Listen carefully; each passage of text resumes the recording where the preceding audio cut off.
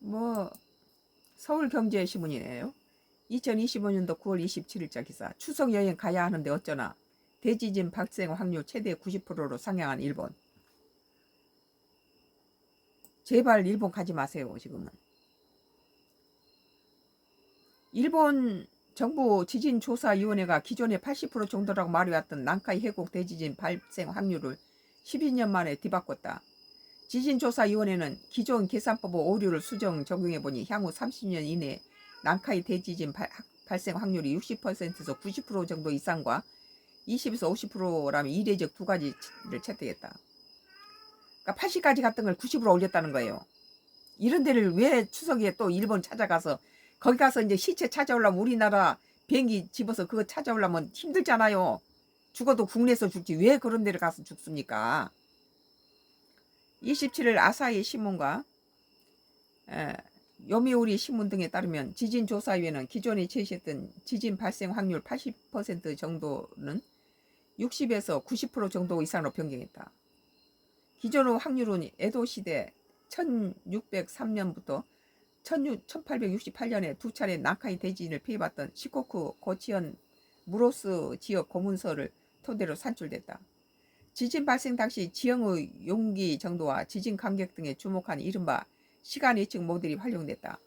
그러나 고문서의 해석이 불명확하고 무로스 지역에서 땅을 파내는 공사가 이루어졌을 가능성도 있어 근거로 삼기에는 문제가 있다는 지적이 제기돼 왔다. 이에 지진조사위는 고문서에 나오는 지형 융기 수치의 불확실성 등을 고려해 지진 발생 확률을 60에서 90 정도 이상으로 바뀌었다. 60에서 80이다가 60에서 90까지 올라갔다는 거죠. 그러니까 더 지진이 더 가까이 와 있다는 겁니다. 이와 별도로 제시된 지진 발생 확률 20에서 50%는 난카 이외의 지역의 해곡 지진 발생 확률을 계산할 때 일반적으로 쓰는 방법으로 산출된 것으로 지각 변동을 고려하지 않고 지진 간격만 주요 변수로 삼는 계산법을 통해 나왔다. 지진 조사에는 60에서 90% 정도 이상과 20에서 50% 중 어느 쪽이 과학적으로 우위에 있다고 판단하기 어렵다는 입장이면서 지진 방지의 대책 관점에서 보면 더 높은 확률이 60에서 90% 정도 이상을 강조하는 편이 낫다고 밝혔다. 지진이 60에서 90%, 그전에는 60에서 80으로 했는데 이번에 90까지 올라갔다는 거예요. 지진조사에는 발생 확률을 두 가지로 구분해 공개하는 것에 대해 일반인들이 이해하기 어려울 수 있다며 현 시점에서는 최선의 과학적 견해를 담은 것이라고 설명했다. 난카이 대지진은 일본 수도권 서쪽인 시즈오카 현 앞바다에서 시코쿠 남부 규슈 동부 해역까지 이어진 난카이 해곡에 일어나는 규모 8 내지 9의 지진이다.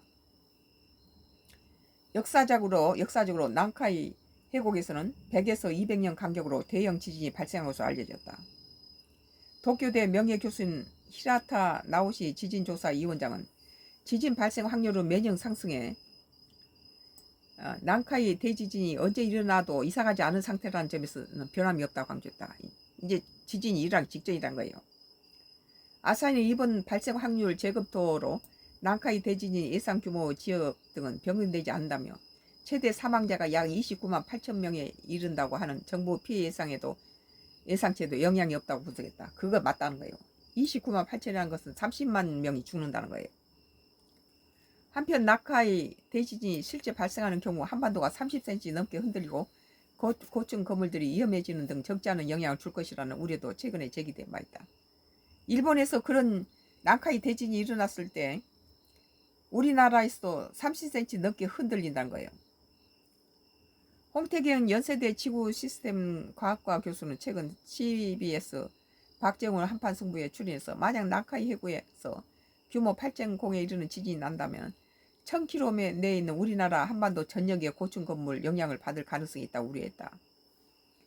지난 3월 우리나라 건물은 일본 건물처럼 지진에 대비하지 않았잖아요. 옛날 지은 것들은. 지난 3월 미얀마에서 발생했던 규모 7.7 지진으로 1000km 밖에 있던 태국 방콕의 고층 건물이 무너졌는데 그와 유사한 상황이 한반도에서 발생할 수 있다는 것이다. 홍 교수는 지진의 규모가 커지면 저주파의 에너지가 많이 나오는데 이는 1000km를 가도 에너지가 줄지 않는 상태로 남는다. 건물이 높을수록 이 저주파 에너지에 굉장히 민감하게 반응한다고 했다.